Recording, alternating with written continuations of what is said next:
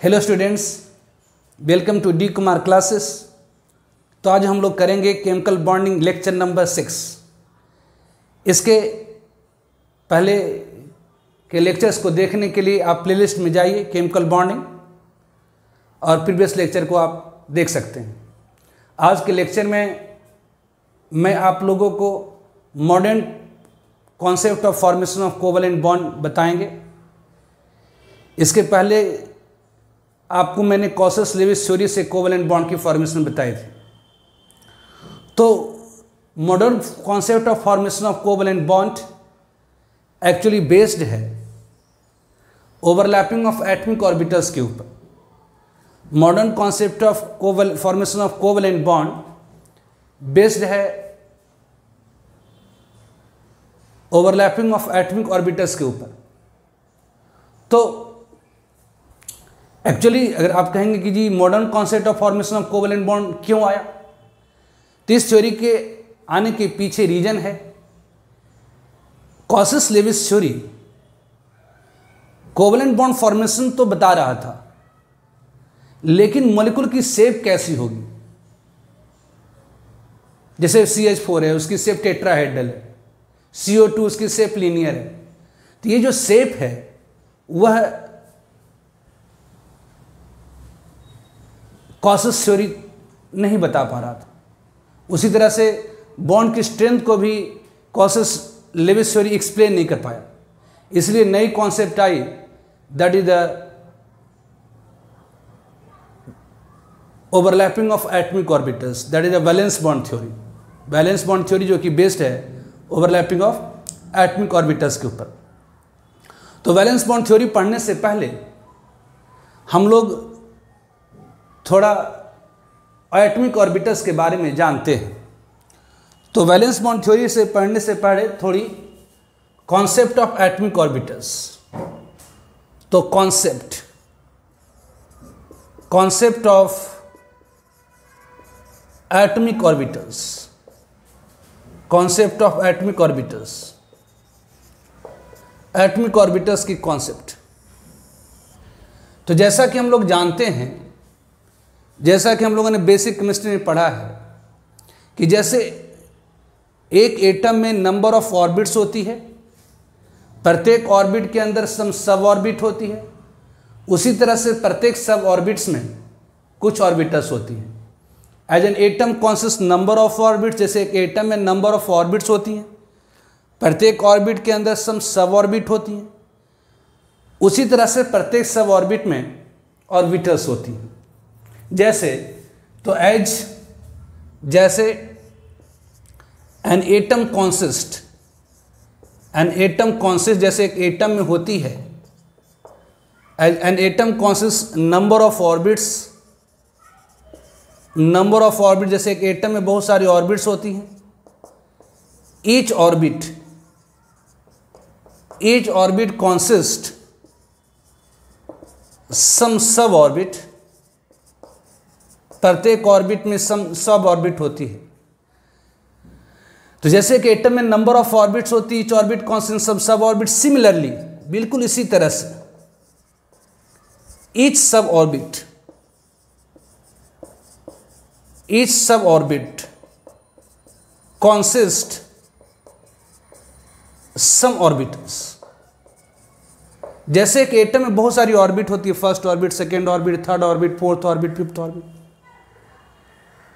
प्रत्येक ऑर्बिट के अंदर सब ऑर्बिट होती है। उसी तरह से प्रत्येक सब ऑर्बिट में ऑर्बिटल्स होती है। तो ऑर्बिटल क्या है? The space around the nucleus where probability to find electron is maximum called orbitals. जैसे अगर हम लोग कहें कि एक कॉलम में यहां पर हम लोग देते हैं ऑर्बिट नंबर, अगर एक कॉलम में देते हैं हम लोग यहां पर ऑर्बिट नंबर दे देते हैं, दूसरे कॉलम में देते हैं सब ऑर्बिट, और तीसरे कॉलम में देते हैं ऑर्बिटल्स। तो जैसे फर्स्ट ऑर्बिट में एक सब ऑर्बिट होती है, कौन सी? तो एस। आप कह सकते हैं फर्स्ट की एस, यह सिंपल आ रही है, फर्स्ट ऑर्बिट की एस सब ऑर्बिट। तो एस सब ऑर्बिट में 1 ऑर्बिटल्स होती है, सिंपल उसको कहते हैं एस ऑर्बिटल। इसको सिंपल क्या कहते हैं? S orbital. इसे सिंपल कहते हैं एस ऑर्बिटल। उसी तरह से सेकेंड ऑर्बिट में 2 सब ऑर्बिट होती है। कौन सी? तो एस एंड पी होती है। और इसमें ऑर्बिटल्स कौन कौन से होता है? तो सेकेंड ऑर्बिट में 2 सब ऑर्बिट एस और पी। तो एस में जो ऑर्बिटल है वो सिंपल एस कहलाएगा, और पी में 3 ऑर्बिटल्स होती हैं। एक को कहा जाता है पी एक्स ऑर्बिटल, एक होगी पी वाई ऑर्बिटल, और एक हो गई पी जेड ऑर्बिटल। उसी तरह से थर्ड ऑर्बिट में 3 सब ऑर्बिट होती हैं। कौन सी? तो एस, पी और डी। थर्ड ऑर्बिट में 3 सब ऑर्बिट होती है, एस, पी, डी। तो ऑब्वियसली ये एस ऑर्बिटल हो गई। पी में 3 ऑर्बिटल हो जाएंगे, एक पी एक्स कहलाता है, एक पी वाई कहलाता है, एक पी जेड कहलाता है। डी सब ऑर्बिट में 5 ऑर्बिटल्स होती है। एक कहलाता है डी एक्स वाई, एक कहलाता है डी बाई जेड, एक कहलाता है डी एक्स जेड, एक कहलाता है d x square y square, और एक कहलाता है डी जेड स्क्वायर। तो इस तरह से, तो जैसे एक एटम में नंबर ऑफ ऑर्बिट है, first orbit, second orbit, third orbit, fourth orbit. प्रत्येक ऑर्बिट में सम सब ऑर्बिट है। फर्स्ट ऑर्बिट में 1 सब ऑर्बिट एस, सेकेंड ऑर्बिट में 2 सब orbit S and P, third orbit में 3 सब orbit S P D, fourth orbit में 4 सब orbit S P D F, fifth orbit में 5 सब orbit S P D F G. और प्रत्येक सब ऑर्बिट में ऑर्बिटल्स है। जैसे एस सब ऑर्बिट में एक ऑर्बिटल होता है जिसका नाम है सिंपल एस ऑर्बिटल। तो फर्स्ट ऑर्बिट में एक ही सब ऑर्बिट होती है एस, इसलिए इसमें ऑर्बिटल की संख्या होती है 1। जबकि सेकेंड ऑर्बिट में 2 सब ऑर्बिट होती है एस एंड पी, इसलिए इसमें ऑर्बिटल की संख्या होती है 4। कौन सी? तो एक एस, एक पी एक्स, एक पी वाई, एक पी जेड। उसी तरह से थर्ड ऑर्बिट में 3 सब ऑर्बिट होती है एस, पी, डी, और इसमें ऑर्बिटल की संख्या हो जाती है 9। कौन सी? तो एक एस, एक पी एक्स, एक पी वाई, एक पी जेड, एक डी एक्स बाई, एक डी बाई जेड, एक डी एक्स जेड, एक D x square y square, d z square. तो जैसे एक एटम में नंबर ऑफ ऑर्बिट है, प्रत्येक ऑर्बिट के अंदर सब ऑर्बिट होती है। सब ऑर्बिट में भी ऑर्बिटल्स होती है। तो अगर कोई बंदा, अगर 3 बंदा है, एक बंदे ने से अगर पूछा गया कि इलेक्ट्रॉन कहाँ होता है, तो पहले बंदे ने आंसर करा कि इलेक्ट्रॉन ऑर्बिट में होती है। तो ये सही है कि गलत है? तो सही है। दूसरे बंदे से अगर पूछा गया कि इलेक्ट्रॉन कहाँ होता है, तो दूसरे बंदे ने आंसर करा कि इलेक्ट्रॉन एटम के ऑर्बिट के सब ऑर्बिट में होती है। तो ये सही है कि गलत है? ये और ज़्यादा सही है। और तीसरे बंदे से अगर पूछा गया कि इलेक्ट्रॉन कहाँ होता है, तो तीसरे बंदे ने आंसर करा कि इलेक्ट्रॉन एटम के ऑर्बिट के सब ऑर्बिट के ऑर्बिटल में होती है। तो ये क्या है? ये सबसे सही है, ये सबसे ज्यादा सही है। तो ऑर्बिटल क्या है? The space around the nucleus where probability to find electron is maximum called orbital. तो ऑर्बिटल क्या होता है? The space around. तो व्हाट इज ऑर्बिटल? ऑर्बिटल क्या है? तो space around nucleus, space around the nucleus where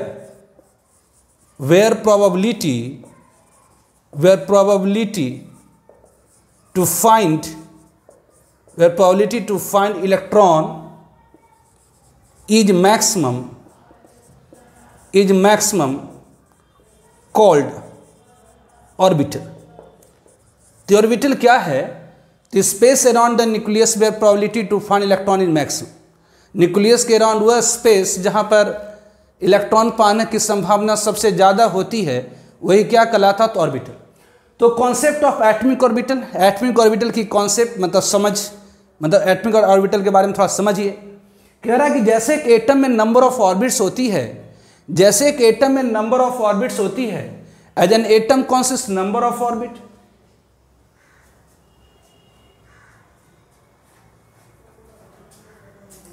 Each orbit consists some suborbit and each suborbit consists some orbitals। तो orbitals क्या है?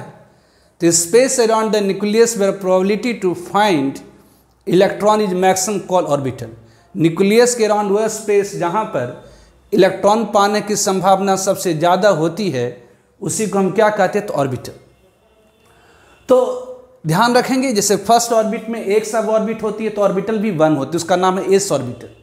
सेकेंड ऑर्बिट में 2 सब ऑर्बिट होती है एस एंड पी, और इसमें ऑर्बिटल की संख्या होती है 4। कौन सी, तो एक एस, इस एस में एक एस ऑर्बिटल और इस पी में एक पी एक्स, एक पी वाई, एक पी जेड। उसी तरह से थर्ड ऑर्बिट में 3 सब ऑर्बिट, ये 3 का एस ऑर्बिटल कहलाएगा। इसमें थर्ड ऑर्बिट में 3 सब ऑर्बिट एस पी डी, इसमें ऑर्बिटल कौन सा, तो 3 का एस ऑर्बिटल, 3 का पी एक्स ऑर्बिटल, 3 का पी वाई ऑर्बिटल, 3 का पी जेड ऑर्बिटल, और डी में 3 का डी एक्स वाई ऑर्बिटल, 3 का डी वाई जेड ऑर्बिटल, 3 का डी एक्स जेड ऑर्बिटल, 3 का D x square Y square orbital, और 3 का डी जेड स्क्वायर ऑर्बिटल। तो ये सारे ऑर्बिटल उसी तरह से फोर्थ ऑर्बिट में होंगे। तो इसे ध्यान रखने हैं कि जैसे एक एटम में नंबर ऑफ ऑर्बिट होती है, प्रत्येक ऑर्बिट के अंदर सम सब ऑर्बिट होती है, और सब ऑर्बिट में ही क्या होता है, तो ऑर्बिटल्स होता है। तो ऑर्बिटल्स क्या है, तो space around the nucleus where probability to find electron in maximum. Actually में इलेक्ट्रॉन कहाँ होता, तो ऑर्बिटल्स में होता। तो ऑर्बिटल क्या है, तो space around the nucleus where probability to find electron is maximum called orbital. Obviously S sub orbit में एक ऑर्बिटल होती है, that is called S orbital. किसी का भी पी सब ऑर्बिट होगा उसमें 3 orbital, P X, P Y, P Z, और किसी का भी डी सब ऑर्बिट होगा उसमें 5 orbital, D x y, d y z, d x z, d x square y square, d z square. Now shape of orbital, ये shape of orbital क्या होता है, तो पहले आप इसका स्क्रीनशॉट ले सकते हैं। नाउ शेप ऑफ ऑर्बिटल्स, तो शेप ऑफ ऑर्बिटल्स क्या है, तो shape of orbitals, shape of orbital, तो ये शेप ऑफ ऑर्बिटल क्या है, तो it is basically variation of electron density around the nucleus. जिसे हम लोग कहते हैं कि हाइड्रोजन है, हाइड्रोजन की atomic number 1, electronic configuration 1s1, hydrogen की atomic number 1, electronic configuration 1s1। तो ये न्यूक्लियस है और इसमें इलेक्ट्रॉन है, जिसे हम लोग इस तरह से दिखला देते हैं। एक्चुअली इलेक्ट्रॉन की जो स्पिन, इलेक्ट्रॉन की जो वेलोसिटी है इतनी ज़्यादा है कि इस इलेक्ट्रॉन को आप पार्टिकल की तरह विजुअलाइज ही नहीं कर सकते, मतलब देख ही नहीं सकते। ये एक्चुअली इलेक्ट्रॉन, जिसे आप सिंपल सोचिए कि अगर मैं अपने हाथ को तेज से घुमाना शुरू कर दूं तो आप मेरा हाथ के जो फिंगर उसको आप विजुअलाइज नहीं कर पा रहे। तो इलेक्ट्रॉन की स्पीड ही इतनी है, मिलियंस मीटर पर सेकेंड है। तो ये इलेक्ट्रॉन को आप एक पार्टिकल की तरह विजुअलाइज ही नहीं कर पाएंगे, बल्कि ये क्या होगी, तो ये न्यूक्लियस है और उसके अराउंड इलेक्ट्रॉन की क्लाउड बनेगी। इसके अराउंड क्या होगा, तो इलेक्ट्रॉन की क्लाउड बनेगी। तो अगर एस ऑर्बिटल में, किसी भी एटम के अगर एस ऑर्बिटल में इलेक्ट्रॉन होता है तो उसकी जो इलेक्ट्रॉन की क्लाउड बनती है वो स्फेरिकल बनती है। यदि किसी एटम के एस ऑर्बिटल में अगर इलेक्ट्रॉन है तो उसकी जो क्लाउड बनती है वो स्फेरिकल बनती है, जिसमें न्यूक्लियस के नज़दीक ज़्यादा इलेक्ट्रॉन की डेंसिटी होगी। जैसे जैसे न्यूक्लियस से दूर चलता जाता है, इलेक्ट्रॉन की जो डेंसिटी है, इलेक्ट्रॉन की जो सघनता है, जो क्लाउड की सघनता, क्लाउड मतलब जो कि बादल जैसा, इलेक्ट्रॉन की क्लाउड है, ये पानी वाला बादल नहीं है, ये इलेक्ट्रॉन की क्लाउड है। तो एस ऑर्बिटल में न्यूक्लियस के नज़दीक इलेक्ट्रॉन की क्लाउड ज़्यादा होगी, और जैसे जैसे न्यूक्लियस से दूर चलते जाएंगे इलेक्ट्रॉन की क्लाउड जो है वो घटती चलेगी। ये एस में होता है ऐसा। तो ये शेप ऑफ ऑर्बिटल क्या है, ये शेप ऑफ ऑर्बिटल क्या है, it is basically variation of electron density around nucleus visualised as electron cloud diagram. Shape of orbital, आपको मैंने बताया कि हाइड्रोजन में 1 इलेक्ट्रॉन है, 1s1, इसको आप इस तरह से दिखला दिए एक पार्टिकल की तरह, लेकिन एक्चुअली इलेक्ट्रॉन की स्पीड इतनी ज़्यादा है कि वो पार्टिकल की तरह विजुअलाइज नहीं होती, बल्कि इलेक्ट्रॉन की क्लाउड बनती है। तो इलेक्ट्रॉन की क्लाउड की जैसी डायग्राम बन गई उससे हम लोग कहते हैं शेप ऑफ ऑर्बिटल। तो ये शेप ऑफ ऑर्बिटल क्या है, ये शेप ऑफ ऑर्बिटल क्या है? तो it is basically variation of electron density around nucleus. ये इलेक्ट्रॉन की सघनता को बताता है। मतलब न्यूक्लियस के अराउंड इलेक्ट्रॉन की जो सघनता, अगर इलेक्ट्रॉन घूमेगा, जैसे फैन घूमता है तो क्लाउड बनाता, फैन जब घूमता है तो क्लाउड बनाता है, तो ऑब्वियसली जितना में फैन के ब्लेड का क्लाउड आता है वहां पर फैन है, उसी तरह जब इलेक्ट्रॉन घूमता है तो क्लाउड बनाता है। तो उसी को दिखलाते एक diagrams, that is called shape of orbital. तो ये शेप ऑफ ऑर्बिटल क्या है? तो इट इज बेसिकली, ये शेप ऑफ ऑर्बिटल क्या है? तो ये वेरिएशन है। शेप ऑफ ऑर्बिटल क्या है? तो ये वेरिएशन है। ये शेप ऑफ ऑर्बिटल क्या है? तो variation of electron density, variation of electron density around nucleus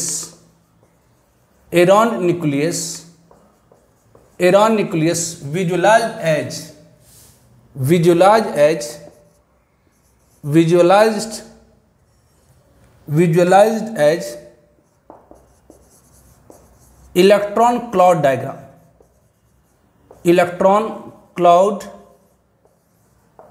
diagram, called shape of orbital. उसे कहा जाता है शेप ऑफ ऑर्बिटल। तो शेप ऑफ ऑर्बिटल क्या है? तो it is basically variation of electron density around nucleus visualise as electron cloud diagram called shape of orbital. तो जैसे यदि किसी भी एटम के एस ऑर्बिटल में अगर इलेक्ट्रॉन होता है तो उसकी क्लाउड कैसे बनती है? तो स्फेरिकल बनती है, जिसमें न्यूक्लियस के नज़दीक इलेक्ट्रॉन की डेंसिटी ज़्यादा होगी, न्यूक्लियस से दूर चलते जाएंगे, डेंसिटी घटते घटते घटते जीरो हो जाएगी। तो ध्यान रखेंगे कि जो शेप ऑफ ऑर्बिटल क्या है? तो ये वेरिएशन है electron density around nucleus visualise as electron cloud diagram called shape of orbital. तो shape of S orbital, shape of S orbital, s orbital की शेप, एस ऑर्बिटल की शेप कैसी होती है? तो कहते हैं स्फेरिकल होती है।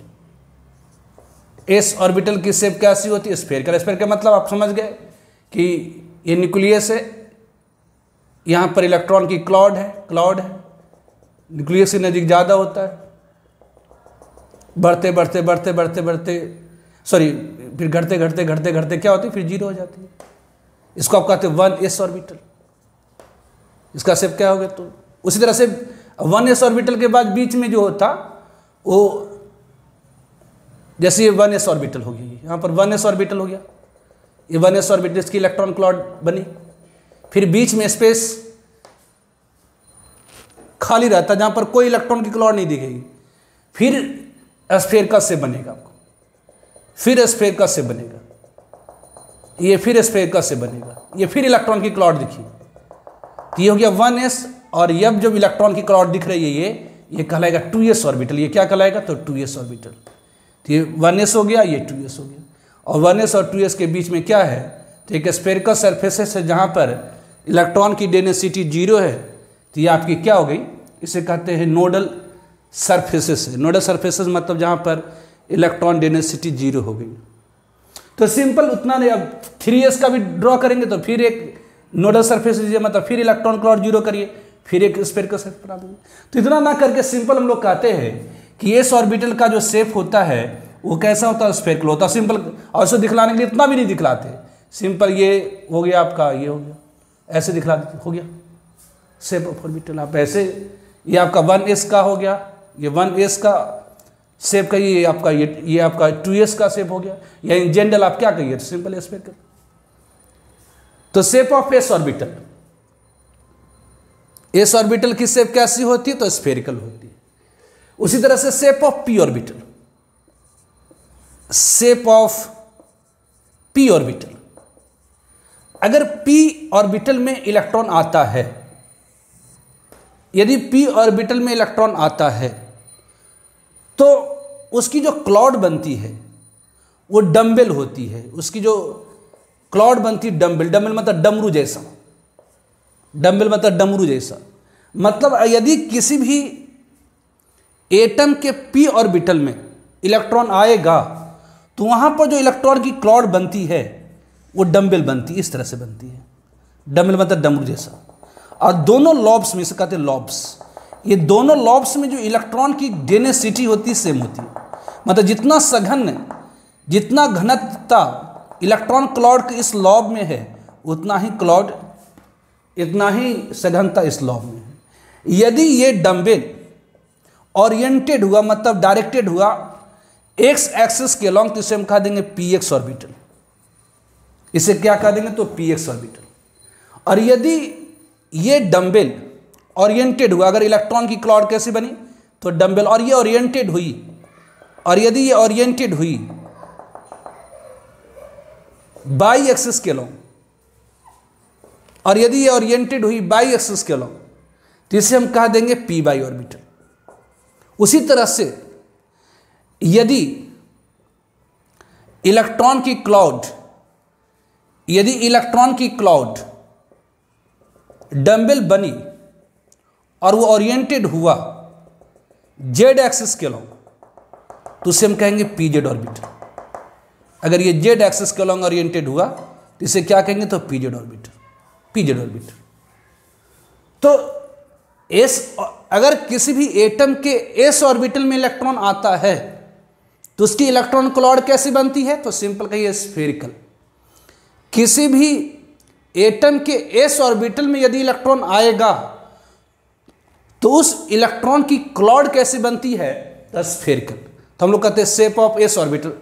एस ऑर्बिटल क्या, तो स्फेरिकल। चाहे वो 1 का फर्स्ट ऑर्बिट का एस हो, किसी एटम के सेकेंड ऑर्बिट का एस में इलेक्ट्रॉन आ जाए, किसी एटम के थर्ड ऑर्बिट के एस में इलेक्ट्रॉन आ जाए, किसी एटम के फोर्थ ऑर्बिट के एस में इलेक्ट्रॉन आ जाए, तो यदि एस ऑर्बिटल में इलेक्ट्रॉन आता है, यदि एस ऑर्बिटल में इलेक्ट्रॉन आता है तो उसकी क्लाउड कैसी बनती है, तो स्फेरिकल बनती है। तो सिंपल हम लोग कहते हैं एक लाइन में कि शेप ऑफ एस ऑर्बिटल क्या होती, तो स्फेरिकल होती है। उसी तरह से किसी भी एटम के पी ऑर्बिटल में, किसी भी एटम के पी ऑर्बिटल में, चाहे सेकेंड के पी में आ जाए या 3 के पी में आ जाए या 4th के पी में आ जाए, तो यदि किसी एटम के पी ऑर्बिटल में इलेक्ट्रॉन आता है तो उसकी क्लाउड कैसी बनती है, तो डंबल। ऑब्वियसली वो डंबल 3 डायरेक्शन में बन सकता है, एक एलोंग द एक्स एक्सिस, एक एलोंग द वाई एक्सिस और एक एलोंग द जेड एक्सिस। अगर एक्स एक्सिस के एलोंग डंबल बन रहा है तो उसे हम कहते हैं पी एक्स ऑर्बिटल। अगर बाई एक्सिस के एलोंग डंबल बन रहा है तो उसे हम पी बाई ऑर्बिटल कहते हैं, या यदि जेड एक्सिस के एलोंग डंबल बन रहा है तो उसे हम पी जेड ऑर्बिटल कहते हैं। मतलब आप इसे सिंपल आप इस तरह से भी दिखला सकते हैं, एक डंबल इस तरह से बना दीजिए, ये डंबल हो गया, ये क्या हो गया डंबल, ये आपका क्या हो गया, तो ये पी एक्स ऑर्बिटल। आप ऐसा नहीं करके सिंपल ही हो गया।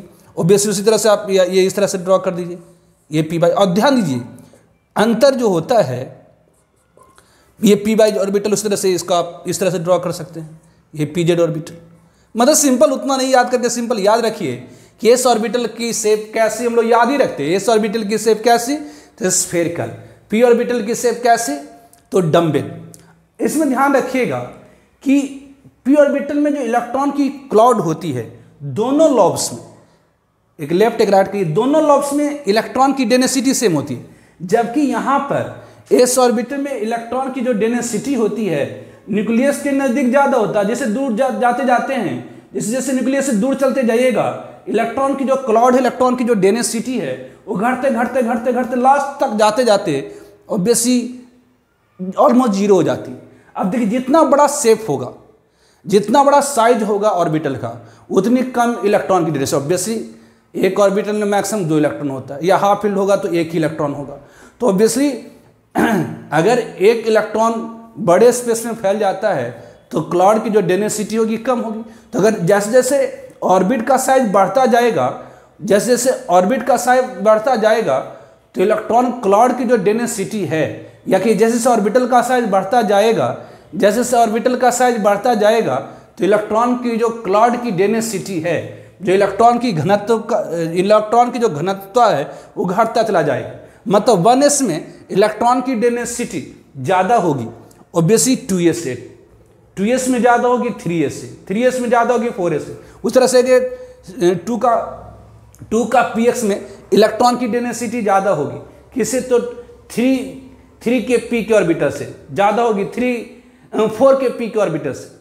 तो सिंपल शेप ऑफ ऑर्बिटल क्या है, तो it is basically variation of electron density around nucleus visualise as electron cloud diagram called shape of orbital. जैसा मैंने आपको बताया कि एक एटम में जो इलेक्ट्रॉन होता है वो स्थिर तो रहता नहीं, वो घूमता रहता है, जब घूमता है तो एक क्लाउड बनाता है। तो ऑब्वियसली तो जो क्लाउड बनाता है वो कैसे शेप की बनाता है, उसी को हम लोग डायग्रामेटिकली मतलब रेखा चित्र से दिखला देते हैं, वही शेप ऑफ ऑर्बिटल कहलाता है। तो शेप ऑफ ऑर्बिटल क्या है, तो variation of electron density around nucleus visualise as electron cloud diagram called shape of orbital. Shape of S orbital कैसी होती, तो स्फेरिकल होती है। शेप ऑफ पी ऑर्बिटल क्या होती, तो डम्बल होती है। ठीक है, अगर dumbbell along the x axis तो p x, dumbbell along the y axis तो p y, dumbbell along the z axis तो पी जेड। ठीक है, पहले आप इसका स्क्रीनशॉट ले लीजिए। Now shape of d orbitals, now shape of d orbitals, shape of d orbitals, d orbitals की शेप। तो डी ऑर्बिटल में यदि कोई इलेक्ट्रॉन आता है तो उसकी जो क्लाउड है डबल डम्बल बनती है, डबल डम्बल। तो डी ऑर्बिटल की शेप क्या होती, तो डबल डम्बल। तो डी ऑर्बिटल की शेप क्या होती, तो डबल डम्बल, डबल डम्बल। तो डी ऑर्बिटल की शेप क्या होगी, तो डबल डम्बल होती है। तो ये डबल डम्बल फॉलोइंग टास्क का बन सकता है। एक अगर हम एक्सेस मान लें, एक्स एक्सिस है, बाई एक्सिस है, एक डबल डम्बल बनेगा at 45 degree from X and Y axis.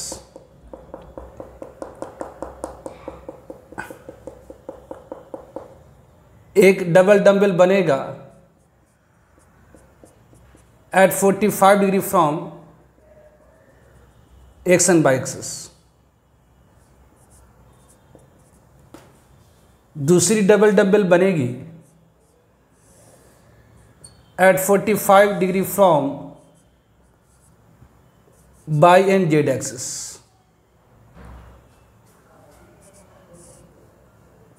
एक डबल डम्बल बनेगी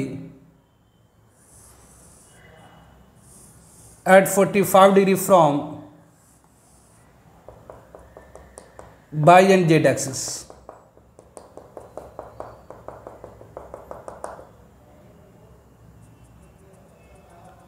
ये बाई एंड जेड एक्सिस। और एक डबल डम्बल बनती है eight 45 degree from X and Z axis.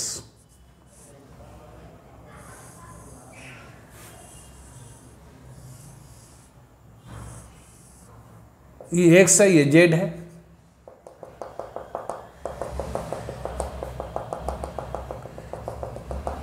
ये 45 डिग्री फ्रॉम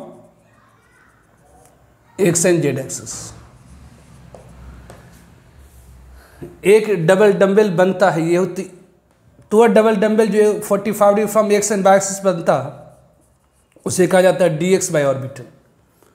और वह जो at 45 degree from by Z axis बनता है उसे कहा जाता है डी बाई जेड ऑर्बिटल।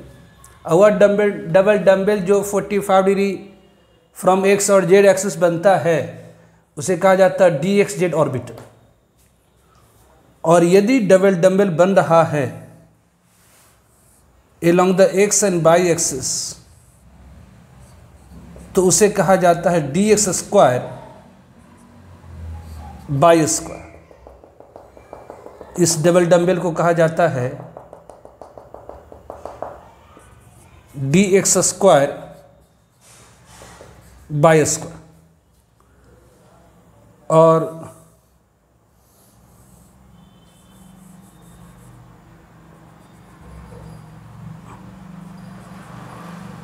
और एक double dumbbell along the z axis तो dz स्क्वायर, और ये डिस्क टाइप की। तो शेप ऑफ ऑर्बिटल क्या है? तो it is basically variation of electron density around nucleus visualised as electron cloud diagram. Shape of orbital actually electron की density का वेरिएशन है अराउंड न्यूक्लियस, जिसे हम विजुअलाइज करते हैं इलेक्ट्रॉन क्लाउड डायग्राम से। तो एस ऑर्बिटल, अगर किसी भी एटम के एस ऑर्बिटल में अगर इलेक्ट्रॉन होती है तो उसकी शेप स्फेरिकल होती है। अगर किसी भी एटम के पी ऑर्बिटल में इलेक्ट्रॉन होती है तो उसकी शेप डम्बेल होती है। किसी भी एटम के यदि डी ऑर्बिटल में इलेक्ट्रॉन होती है तो उसकी शेप कैसी होती? तो डबल डम्बेल। अब देखिए इसमें 5 ऑर्बिटल है, d x y d y z, d x z, d x square y square, d z square. ये d x y at 45 degree from x y axis, ये 45 degree from by Z axis, at 45 degree from x z axis, ये along the x and y and d z square. ठीक है, इसका आप पहले screenshot ले लीजिए। नाउ वैलेंस बॉन्ड थ्योरी, जैसा कि मैंने आपको बताया कि valence bond theory basically introduce करी गई to predict shape of molecule and bond strength. Bond की स्ट्रेंथ, कोई बॉन्ड वीक है, कोई बॉन्ड कोवलेंट बॉन्ड स्ट्रांग है। तो जो वैलेंस बॉन्ड थ्योरी आई, बेसिकली ये बताया कि मॉलिक्यूल की शेप क्या होगी और बॉन्ड की स्ट्रेंथ क्या होगी। तो वैलेंस बॉन्ड थ्योरी, ये theory valence bond theory, short में हम लोग कहते हैं वीबीटी। ये जो थ्योरी है प्रपोज करी गई, proposed by Hitler and London in 1927. According to this theory, इस थ्योरी के अनुसार a covalent bond form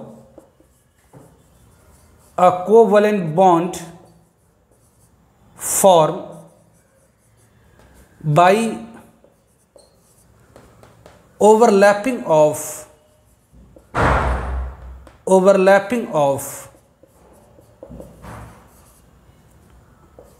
of half-filled atomic orbitals of 2 atoms,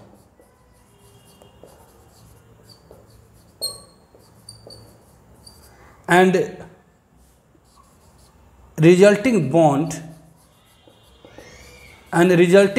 acquire 2 electron in opposite spin। तो इस थ्योरी के अनुसार एक कोवलेंट बॉन्ड फॉर्म होती है by overlapping of half fill atomic orbitals of 2 atom. जैसे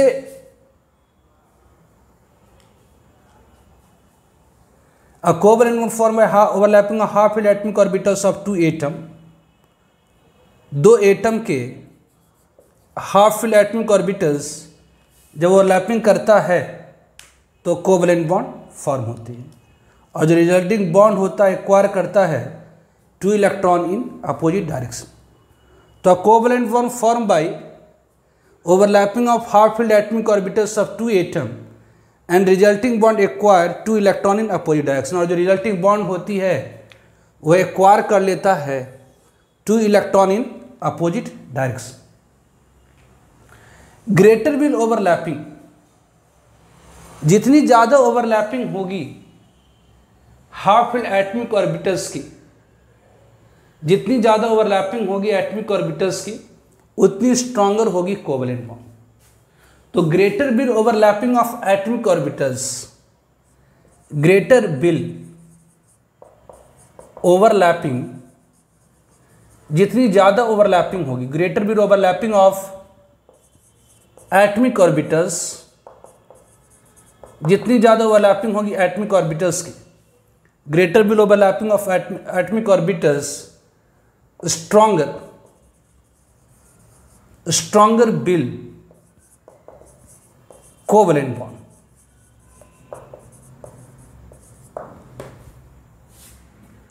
ध्यान रखें, नोट, जो पीपी और ओवरलैपिंग होती है, एक्चुअली पीपी ओवरलैपिंग स्ट्रॉन्गर होता है। अगर पी और पी की ओवरलैपिंग होती है तो वो स्ट्रॉन्गर होता है। क्यों? क्योंकि यहाँ पर इलेक्ट्रॉन की जो क्लाउड होती है वो ज़्यादा होती है। तो जो पीपी ओवरलैपिंग होती है स्ट्रॉन्गर होता है एसपी से। ध्यान रखेंगे, पीपी ओवरलैपिंग हो गई है, पहले एटम का पी, दूसरे एटम का पी। स्ट्रॉन्गर होता है एसपी से, मतलब पहले एटम का एस ऑर्बिटल हो और दूसरे एटम का पी ऑर्बिटल हो। तो पीपी ओवरलैपिंग स्ट्रॉन्गर होती है एसपी से और एसपी ओवरलैपिंग स्ट्रॉन्गर होती है, जो स्ट्रेंथ होता है वो पीपी ओवरलैपिंग का ज़्यादा होता है एसपी से, ज़्यादा होता है एसएस से। उसका कारण ये है कि जैसा कि ये वैलेंस बॉन्ड थ्योरी बतला रहा कि जितनी ज़्यादा ओवरलैपिंग होगी एटॉमिक ऑर्बिटल्स की उतनी स्ट्रॉन्गर होगी कोवलेंट बॉन्ड। तो पी ऑर्बिटल्स में क्या होती है, तो इलेक्ट्रॉन की जो क्लाउड होती है दोनों लॉब में यूनिफॉर्म होती, समान होती है। दोनों लॉब में अगर समान है तो ऑब्वियसली ओवरलैपिंग ज़्यादा होती है। जबकि एस में क्या होता है, तो न्यूक्लियस के नज़दीक तो इलेक्ट्रॉन की क्लाउड ज़्यादा होती है, लेकिन जैसे जैसे न्यूक्लियस से हम दूर चलते जाते हैं, जैसे जैसे हम न्यूक्लियस से दूर चलते जाते हैं, जो इलेक्ट्रॉन क्लाउड है, इलेक्ट्रॉन क्लाउड की जो डेंसिटी है वो घटती चली जाएगी। मतलब एंड पर जब ओवरलैपिंग होगा, अब यहाँ पर ज़्यादा था इलेक्ट्रॉन क्लाउड, लेकिन जैसे जैसे दूर जा रहे हैं न्यूक्लियस से तो इलेक्ट्रॉन की जो क्लाउड है वो घटती गई, लास्ट में जाते जाते जीरो हो गई है। तो ऑब्वियसली यहाँ पर जो ओवरलैपिंग है वो कम हुई। तो पीपी में ज़्यादा ओवरलैपिंग होता है। ऐसा इसलिए होता क्योंकि दोनों लॉब में इलेक्ट्रॉन की जो डेंसिटी है वो सेम होती है, जबकि एसपी में कम ओवरलैपिंग हो पाता क्योंकि न्यूक्लियस के नज़दीक इलेक्ट्रॉन की क्लाउड ज़्यादा है। जैसे जैसे हम दूर जाएंगे इलेक्ट्रॉन की क्लाउड घटते घटते घटते ऑलमोस्ट क्या हो जाएगी, तो जीरो हो जाएंगी। तो इस कारण से यहाँ पर ओवरलैपिंग कम होता है और एसएस में और कम होता है, क्योंकि इधर भी लास्ट में जाते जाते बहुत कम हो गई इलेक्ट्रॉन क्लाउड और इधर से भी लास्ट आते आते इलेक्ट्रॉन की क्लाउड बहुत कम हो गई। तो इसलिए जो स्ट्रेंथ होता है पीपी ओवरलैपिंग की ज़्यादा होता है, एसपी से ज़्यादा होता है एसएस से। यदि सेम ऑर्बिट का ऑर्बिटल्स होता, ये तभी से हो पाता ऑब्वियसली जब same strength in same orbit, strength of bond, जो स्ट्रेंथ ऑफ ओवरलैपिंग होती है वह एसपीपी ज़्यादा होती है, एसपी से ज़्यादा होती है किससे, तो एसएस से। किस में? तीन same orbits overlapping, same orbit overlapping. अगर एक ही ऑर्बिट का है तो according to valence bond theory actually propose ही करा गया है मॉलिक्यूल की शेप और बॉन्ड की स्ट्रेंथ को बतलाने के लिए। जो प्रपोज किया गया था हिटलर और लंदन द्वारा in 1927। According to this theory, इस थ्योरी के अनुसार एक कोवलेंट बॉन्ड फॉर्म होती है by overlapping of half atomic orbitals of two atom and resulting bond acquire two electron in opposite direction opposite spin. तो इस थ्योरी के अनुसार, जैसे आपने अभी तक पढ़ा था क्वार्टज-लेविस थ्योरी में, कि कोवलेंट बॉन्ड फॉर्म होती है by sharing of electron between two atom, sharing of electron between two atom. बस उसी जो शेयरिंग के वर्ड को चेंज करके यहाँ पर क्या कर दिया गया है, ओवरलैपिंग कर दिया गया है ना। शेयरिंग को चेंज करके क्या कर दिया गया, ओवरलैपिंग कर दिया गया। तो covalent bond form by overlapping of half fill atomic orbitals of two atom. दो एटम के हाफ फिल एटॉमिक ऑर्बिटल्स क्या करेगा, तो ओवरलैप करेगा। तो ओवरलैप करेगा तो हम लोग कह देते हैं कि जब ये हाफ फिल ओवरलैप करा तो ये जो रिजल्टिंग बॉन्ड होगी 2 इलेक्ट्रॉन एक्वायर कर लेगा। तो a covalent bond form by overlapping of half fill atomic orbitals of two atom and resulting bond acquire 2 electron in opposite spin. Greater will overlapping, जितनी ज़्यादा ओवरलैपिंग होगी उतनी स्ट्रांगर होगी covalent. तो ये देखिए थ्योरी बता दे रहा है कि कौन सी बॉन्ड स्ट्रांग होगी, मतलब जो ओवरलैपिंग यहाँ पर ज़्यादा होगी। अब ये आपको देखना है कि कहाँ पर ज़्यादा होगी कहाँ नहीं। तो ये सिंपल कह दिया कि जी जितना ज़्यादा ओवरलैपिंग होगा उतनी स्ट्रांगर होगी कोवेलेंट बॉन्ड। तो ध्यान रखें जो पीपी में जब भी होता है एक ही ऑर्बिट में, मतलब पहले एटम का अगर मान लेते हैं 2p और दूसरे एटम का भी 2p, तो पहले एटम का भी 2p और दूसरे ऑर्बिट सेम रखना है, पहले एटम का भी 2p और दूसरे एटम का भी 2p अगर ओवरलैप करेंगे तो 2p में जब ओवरलैपिंग होगी वो स्ट्रांग होगी, ज़्यादा होगी, ज़्यादा मजबूत बॉन्ड बनेगा। किससे, तो पहले एटम के 2s और दूसरे एटम के 2p से। स्ट्रांगर होगी किससे, तो पहले एटम का 2s और दूसरे एटम का 2s। तो जो pp हम लोग सिंपल वर्ड में कहते हैं pp in same orbit overlapping में जो pp ओवरलैपिंग होती ज़्यादा होती है sp से ज़्यादा होती है ss से। मतलब pp ओवरलैपिंग अगर होगा तो बॉन्ड स्ट्रांगर बनेगा किससे, तो sp से ss से। तो सिंपल एक लाइन में याद रखिए वैलेंस बॉन्ड थ्योरी क्या कहता है। तो जैसे कॉल्सस-लेविस थ्योरी ने कहा कि कोवेलेंट बॉन्ड फॉर्म होती है by sharing of electron between two atom and resulting bond acquire 2 electron. जो शेयरिंग के बाद एक इलेक्ट्रॉन शेयर करेगा तो 2 इलेक्ट्रॉन हो जाएगा। बिल्कुल उस जो शेयरिंग वाली वर्ड थी उसको रिप्लेस करके क्या आ गया यहाँ पर, उसे हटा करके ओवरलैपिंग आ गया कि कोवेलेंट बॉन्ड फॉर्म होती है by overlapping of half fill atomic orbitals of two atom and resulting bond acquire 2 electron in opposite spin. जितनी ज़्यादा ओवरलैपिंग होगी उतनी स्ट्रांगर होगी कोवेलेंट बॉन्ड। तो ये तो बाकी कॉन्सेप्ट ऑफ ऑर्बिटल पर बेस्ड है ये कि पीपी ओवरलैपिंग, अगर एक ही ऑर्बिट का अगर पीपी ओवरलैपिंग होता है तो यहाँ इलेक्ट्रॉन क्लॉट ज़्यादा है तो ज़्यादा ओवरलैप कर जाएगा। यहाँ पर तो इलेक्ट्रॉन क्लॉट ज़्यादा है लेकिन यस में कम गया तो थोड़ा सा स्ट्रेंथ हो जाएगा वीक बॉन्ड का। यहाँ पर इलेक्ट्रॉन की क्लॉट बहुत कम है, इसमें भी बहुत कम है, इसलिए वीक होता है। ठीक है, तो पहले आप इसका स्क्रीनशॉट ले लीजिए। Now on account of overlapping, 2 types of covalent bond form. So on account of overlapping, 2 types of covalent bond form. 2 types of covalent bond. First one is the sigma covalent bond and second one is the pi covalent bond. First one is sigma covalent bond. First one is the sigma covalent bond. तो sigma covalent bond क्या है, तो एक ऐसी covalent bond जो form होती है by axial मतलब end to end overlapping of atomic orbitals of two atom. तो सिग्मा कोवेलेंट बॉन्ड क्या है, तो बॉन्ड मतलब covalent bond form by axial या इसे कहते हैं end to end overlapping, axial या end to end overlapping of atomic orbitals of 2 atom is called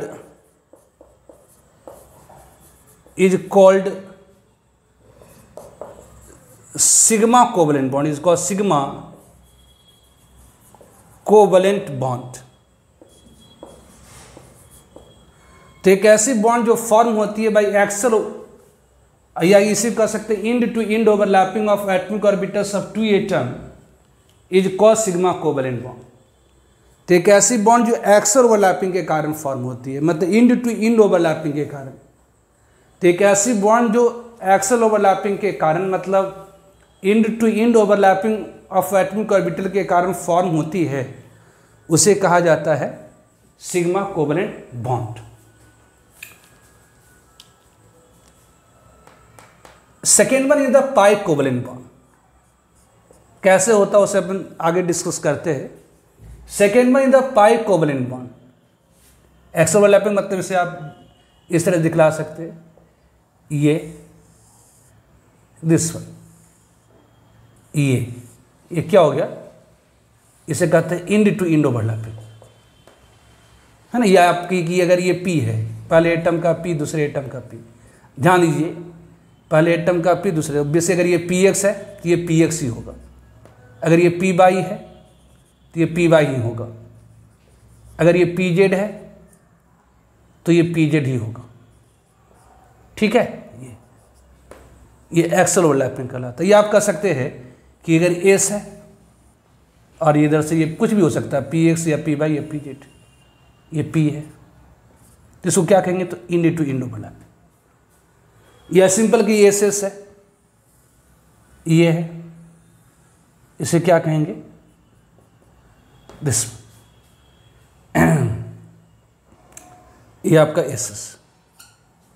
तो जब दो एटम की atomic orbitals end to end, ऐसे कहते हैं एक्सल ओवरलैपिंग के कारण फॉर्म होती है, वो कहलाता है क्या, तो सिग्मा बॉन्ड। जब दो एटम की एटॉमिक ऑर्बिटल ओवरलैप करता है एक्सली, जब दो एटम की एटॉमिक ऑर्बिटल ओवरलैप करता है एक्सली, जब दो एटम की एटॉमिक ऑर्बिटल ओवरलैप करता है एक्सली, एक्सली मतलब इंड टू इंड, वो फॉर्म हो एक्सल या कि end to end overlapping of atomic orbitals of two atom is called sigma covalent bond. एक ऐसी बॉन्ड जो एक्सल ओवरलैपिंग के कारण फॉर्म होती है, इंड टू इंड ओवरलैपिंग के कारण फॉर्म होती है, that is called sigma covalent bond, ठीक है। तो इसका पहले आप स्क्रीनशॉट लीजिए। Now pi covalent bond, second one is the pi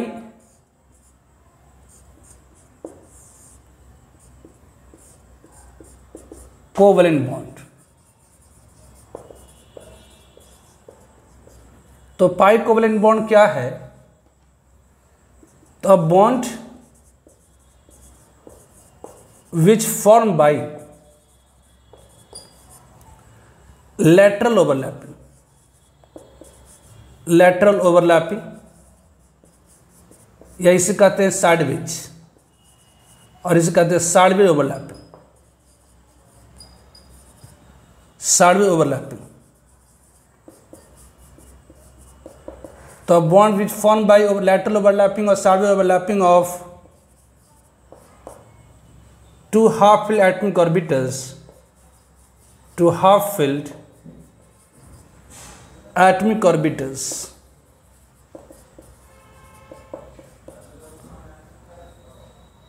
is called pi covalent bond, is called pi covalent bond।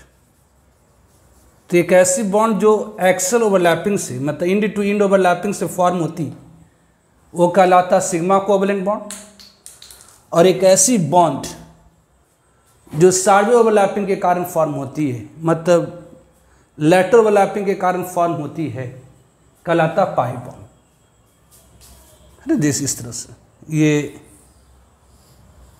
ध्यान दीजिए, अगर ये पी एक्स है पहले एटम का,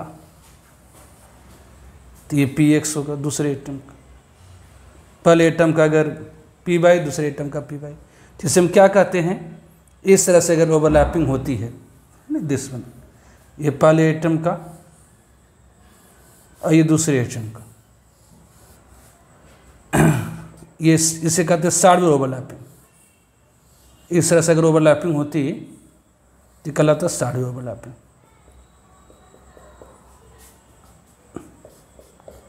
इसे आप क्या कहेंगे, तो ये दोनों मिलकर के लॉ बना दिए, दोनों मिलकर के, जिसे कहेंगे पाई कोवलेंट बॉन्ड। तो जब दो एटम की एटॉमिक ऑर्बिटल्स एक्सली मतलब इंड टू इंड ओवरलैप करके कोवलेंट बॉन्ड बनाता है, तो उसे कहते हैं सिग्मा कोवलेंट बॉन्ड। और जब दो एटम की atomic orbitals, obviously half filled atomic orbitals axially overlap करके बनाता तो उसे सिग्मा, और जब लेटरली ओवरलैप करता तो पाई। अब ध्यान रखें, जब एक्सल ओवरलैपिंग होती है, इस तरह से ओवरलैपिंग होगी तो स्ट्रॉन्ग बनता है, जबकि लेटरल ओवरलैपिंग होगी तो वो वीक होगा। मतलब जो सिग्मा कोवलेंट बॉन्ड होती है वो स्ट्रॉन्गर होती है किससे, तो पाई कोवलेंट बॉन्ड से। तो ध्यान रखेंगे, नोट सिग्मा कोवलेंट बॉन्ड में जो ओवरलैपिंग होती है ज़्यादा होती है, तो जब ज़्यादा ओवरलैपिंग होगी तो ऑब्वियसली जो बॉन्ड होगी स्ट्रॉन्गर होगी, और यदि ओवरलैपिंग कम हुआ तो वीक बॉन्ड होगी।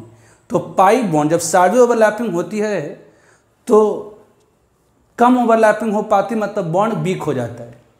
तो जो साइडवेज ओवरलैपिंग के कारण बॉन्ड बनता है वो वीक हो जाता है, जबकि जो एक्सल ओवरलैपिंग के कारण जो बॉन्ड बनता है स्ट्रांग होता है।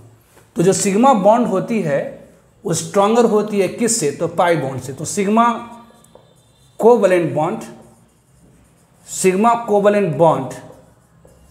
Is stronger than pi covalent bond. जो सिग्मा कोवलेंट बॉन्ड होती है वो स्ट्रॉन्गर होती है किससे, तो पाई। इसका कारण एक्सल ओवरलैपिंग ज़्यादा होता है साइडवेज। ध्यान रखें, अगर बहुत सारे एग्जाम्पल्स को हमने अगर देखते हैं ओवरलैपिंग करा करके स्ट्रक्चर बना के, तो पाते हैं कि नोट, इसे डायरेक्ट में लिख देता हूँ नोट। आप H2 में बॉन्डिंग करा करके देखिए, F2 में, O2 में, N2 में, सब में, तो आप देखेंगे कि दो एटम के बीच में जब सिंगल कोवलेंट बॉन्ड बनता है तो वो इसेंशियली सिग्मा बॉन्ड बनता है, मतलब एक्सल ओवरलैपिंग हो जाती है। जब दो एटम के बीच में डबल कोवलेंट बॉन्ड, मतलब डबल कोवलेंट बॉन्ड बनती है तो एक एक्सल बनता है और दूसरा लेटरल बनता है, मतलब एक सिग्मा बॉन्ड बनती है और दूसरी पाई बॉन्ड। और यदि दो एटम के बीच में ट्रिपल बॉन्ड बनता है तो एक एक्सल बन पाएंगे, सिर्फ एक ही एक्सल बन पाएंगी, बाकी दो जो होगा वो लेटरल में जाएगा। जब दो एटम की एटॉमिक ऑर्बिटल ओवरलैप करने जाए और वो सिंगल बॉन्ड बनाते हैं, इसका मतलब वो एक्सल ही ओवरलैप करा है। तो दो एटम के बीच में सिंगल बॉन्ड है वो सिग्मा बॉन्ड है, लेकिन अगर दो एटम के बीच में डबल बॉन्ड बनता है तो उसमें से एक सिग्मा बन जाता है, एक पाई बन जाता है। और दो एटम के बीच में अगर ट्रिपल बॉन्ड बनता है तो एक एक्सल बनेगा, और बाकी जैसे ये एक एटम है इसका 3 आपका हो जाएगा डायरेक्शन, एक एलोंग द ये एक्सल हो गया, बाकी दो को लेटरल होना होगा। मतलब दो एटम के बीच में सिंगल बॉन्ड है सिग्मा बॉन्ड, डबल बॉन्ड है तो एक सिग्मा और एक पाई, और ट्रिपल बॉन्ड है तो क्या होगी, एक सिग्मा 2 पाई। तो नोट ध्यान रखें, single covalent bond is sigma bond. पहली point, single covalent bond between two atom is sigma bond. Double covalent bond contains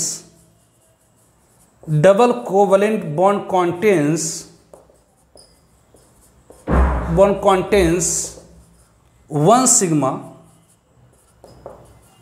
and one pi. और third one triple covalent bond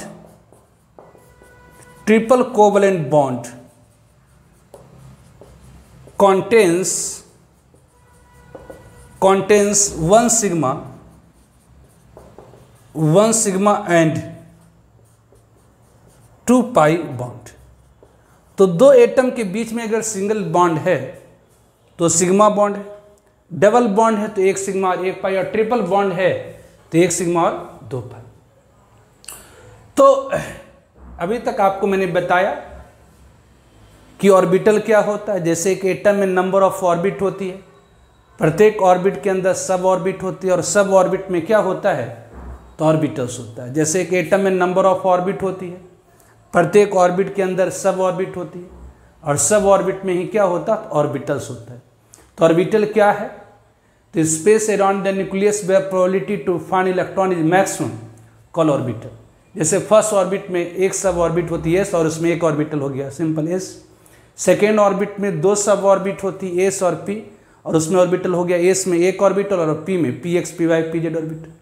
third orbit में 3 सब orbit होती है, S, P और D, और उसमें orbital हो गया 3 का एक एस ऑर्बिटल और 3 का 3p ऑर्बिटल, 3px, 3py और 3pz, और डी का 5 orbital 3dxy, 3dyz, 3dxz, 3x square by square और 3dz स्क्वायर।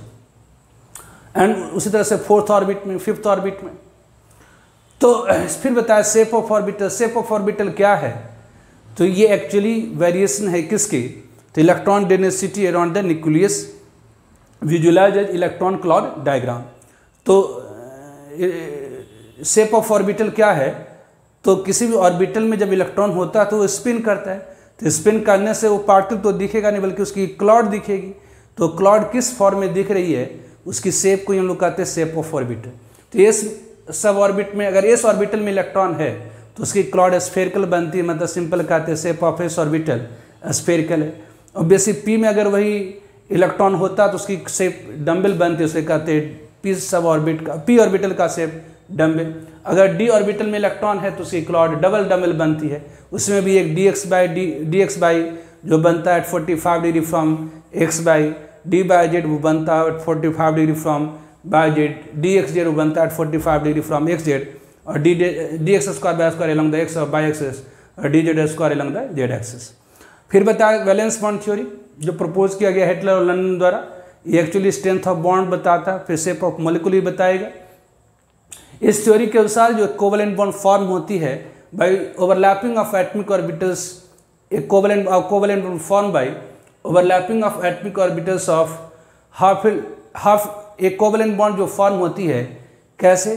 तो by overlapping of atomic orbitals up to atom. दो एटम के जो हाफ फिल एटमिक ऑर्बिटल्स होते हैं, दो एटम के जो हाफ फिल एटमिक ऑर्बिटल्स होते हैं वो ओवरलैपिंग करता है और उसके कारण ही कोवेलेंट बॉन्ड फॉर्म होती है।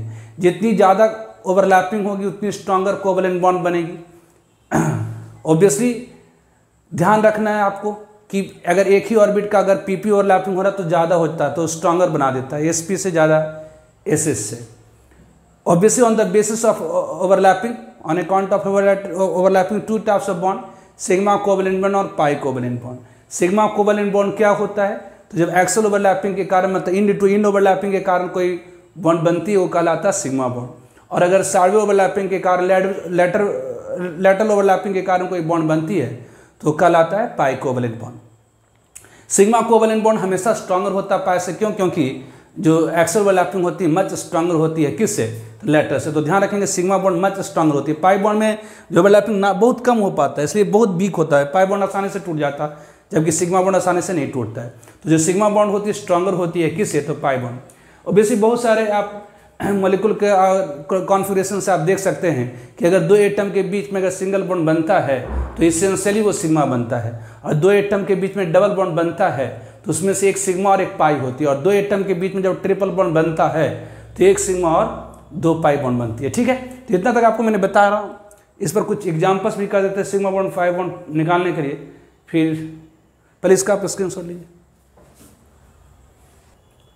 तो कुछ एग्जाम्पल्स है, find number of sigma and pi covalent bond in following molecules. इन सारे मॉलिक्यूल्स में सिग्मा और पाई बॉन्ड की संख्या बताइए। तो first one pent 2 in 1 ion। तो first one pent 2 in 1 ion। तो फर्स्ट पेंट मतलब 5 कार्बन, 1 2 3 4 5, इसमें 2 पर इन है, सॉरी 2 नहीं 3 इन है, 3 पर इन है, 1 2 3, और 1 पर आइन है, ये 1 पर आइन है, और बाकी हर जगह क्या है? तो हाइड्रोजन है। बाकी हर जगह क्या है? तो हाइड्रोजन। यहाँ पर हाइड्रोजन होगा, यहाँ पर 3 बॉन्ड दिख रहा है, एक हाइड्रोजन होगा, यहाँ पर 1 हाइड्रोजन होगा, यहाँ पर 3 हाइड्रोजन होगा। तो आपको भी जस्ट मैंने बताया कि दो एटम के बीच में अगर सिंगल बॉन्ड है तो सिग्मा हो गया, तो ये सिंगल बॉन्ड या सिग्मा। और ट्रिपल बॉन्ड में क्या होगी? तो कोई एक सिग्मा बॉन्ड होगी, तीनों में से क्या होगी? कोई एक सिग्मा होगी और बाकी 2 पाई होगी। तो एक सिग्मा होगी और बाकी 2 पाई। ये सिंगल बॉन्ड है तो ये सिग्मा है, ये सिंगल बॉन्ड है तो ये सिग्मा है, ये डबल बॉन्ड है, इन दोनों में से कोई एक सिग्मा होगी और एक पाई होगी। ये सिग्मा है, ये सिग्मा है, और ये सारी क्या है, तो ये सिग्मा बॉन्ड। तो कितना सिग्मा बॉन्ड हो गया, तो 1 2 3 4 5 6 7 8 9 10 सिग्मा बॉन्ड हो गई। और पाई बॉन्ड कितना हो गया, तो 2 यहाँ पर, एक यहाँ 3 पाई बॉन्ड। तो इसमें क्या है, तो 10 सिग्मा बॉन्ड और 3 पाई बॉन्ड है। उस तरह से सेकेंड बने। दूसरा क्या, H2SO4 है। H2SO4 की स्ट्रक्चर क्या है, H2SO4 ये आपका होता है H है, ये O है, ये S है। कभी ये कोऑर्डिनेट बॉन्ड O होता है, कोऑर्डिनेट बॉन्ड O होता है, ये OH। लेकिन ध्यान रखें, यदि सेकेंड पीरियड के एलिमेंट के अलावा कोई कोऑर्डिनेट बॉन्ड बनाता है, सेकेंड पीरियड के एलिमेंट के अलावा अगर कोई कोऑर्डिनेट बॉन्ड बनाता है, उस कोऑर्डिनेट बॉन्ड की जगह पर आप डबल बॉन्ड दे सकते हैं। ठीक है, ये हो गया। यहाँ अब देखिए, single bond sigma bond, single bond sigma bond, single bond sigma bond, single bond sigma bond, double bond में एक सिग्मा और एक पाई। तो यहाँ पर 1 2 3 4 सिग्मा बॉन्ड, इधर एक 5 एक 6, तो यहाँ 6 सिग्मा बॉन्ड हो गई और 2 पाई बॉन्ड हो गया इसमें। उसी तरह से थर्ड वन, ये थर्ड वन, ये थर्ड वन है। तीसरा क्या है, P4O10। थर्ड वन इधर P4O10, थर्ड वन इधर P4O10,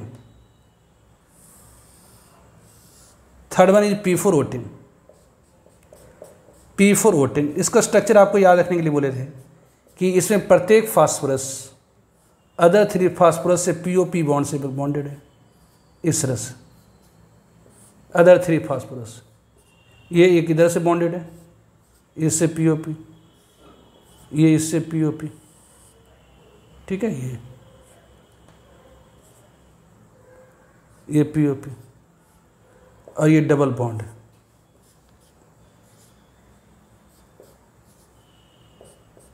ये है।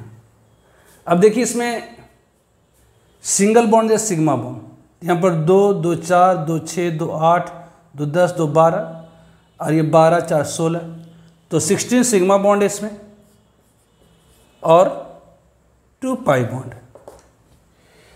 अब कैल्शियम कार्बाइड का आपको स्ट्रक्चर मैंने बताया था, CaC2 कैल्शियम कार्बाइड। अब देखिए जी, ये आपका हो गया क्या, ऐसा करिए कि पहले आप इसका स्क्रीनशॉट ले लीजिए, फिर मैं आपको ये कर देता हूँ। ध्यान दीजिए, इसको 16 सिग्मा बॉन्ड और ये 4 पाई बॉन्ड। ठीक है, नाउ कैल्शियम कार्बाइड, ये calcium carbide, fourth one is the calcium carbide. इसका स्ट्रक्चर होता है Ca+, ये सिंगल बॉन्ड इधर सिग्मा बॉन्ड, यहाँ ट्रिपल बॉन्ड है, इसमें 1 सिग्मा और 2 पाई। अब आ जाइए HNO3, HNO3 इसकी स्ट्रक्चर होती है HON, डबल बॉन्ड हो, ये कोऑर्डिनेट बॉन्ड हो। लेकिन आपको मैंने बताया है कि HNO3 में नाइट्रोजन क्या है, तो सेकेंड पीरियड का एलिमेंट है। HNO3 में नाइट्रोजन क्या है, तो सेकेंड पीरियड का एलिमेंट है। तो सेकेंड पीरियड वाला कोई भी एलिमेंट अगर है तो उसमें कोऑर्डिनेट बॉन्ड की जगह पर आप डबल बॉन्ड नहीं दे सकते, क्योंकि इसकी कोवेलेंसी इंक्रीज नहीं होगी। तो यहाँ पर क्या करेंगे, तो कोऑर्डिनेट बॉन्ड की जगह पर आप क्या देंगे, तो coordinate bond basically combination of electrovalent and covalent bond. तो यहाँ H है, ये O है, ये N है, ये डबल बॉन्ड है। ये कोऑर्डिनेट बॉन्ड की जगह पर क्या दीजिए, तो सिंगल बॉन्ड जो डोनर है उसके ऊपर प्लस, ये माइनस, मतलब इन दोनों के बीच में एक इलेक्ट्रोवैलेंट बॉन्ड है, कोवैलेंट बॉन्ड है। तो यहाँ पर कितना हो आया, तो ये single bond sigma sigma sigma, एक सिग्मा, तो ये 4 सिग्मा बॉन्ड और एक पाई बॉन्ड। उसी तरह से 6 one is the mesitylene, 6 one is the mesitylene, 6 one is mesitylene. लीन। ये मिसिटाइलिन क्या होता है? तो ये 135 ट्राइमिथाइल बेंजीन को क्या कहा जाता है? मिसिटाइलिन कहा जाता है। 135 ट्राइमिथाइल, ये 135 ट्राइमिथाइल बेंजीन को कहा जाता है मिसिटाइलिन। ठीक है, तो यहाँ देखिए जी, यहाँ 3 सिग्मा 3 सिग्मा 3 सिग्मा, 9 तो ये हो गया, 10 1 11 1 12, और इसमें क्या है?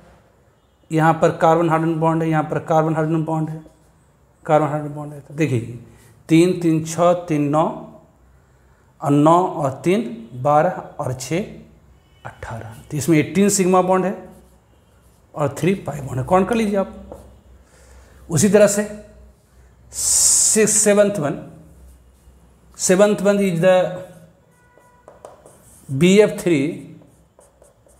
NH3 addition product. एक्चुअली ये है क्या? NH3 है और ये BF3 है, और यहाँ पर क्या होता है? ये कोऑर्डिनेट बॉन्ड होता है। तो इससे हम लोग ध्यान दीजिए, सेकेंड पीरियड का एलिमेंट है, तो सेकेंड पीरियड के एलिमेंट में कोऑर्डिनेट बॉन्ड को हम डबल बॉन्ड नहीं दे सकते। वहाँ पर कोऑर्डिनेट बॉन्ड कॉम्बिनेशन होगी इलेक्ट्रोवैलेंट और कोवैलेंट बॉन्ड। तो ये H, ये N, ये H, ये H, ये B, ये F, ये F, ये कोऑर्डिनेट बॉन्ड के पर सिंगल बॉन्ड दीजिए, जो डोनर है प्लस, ये माइनस। तो यहाँ पर क्या हुआ? 1 2 3 4 3 7, 4 सिग्मा बॉन्ड और कोई भी पाई बॉन्ड नहीं। ठीक है, तो आज का वीडियो हम लोग यहीं पर एंड करेंगे, समाप्त करेंगे।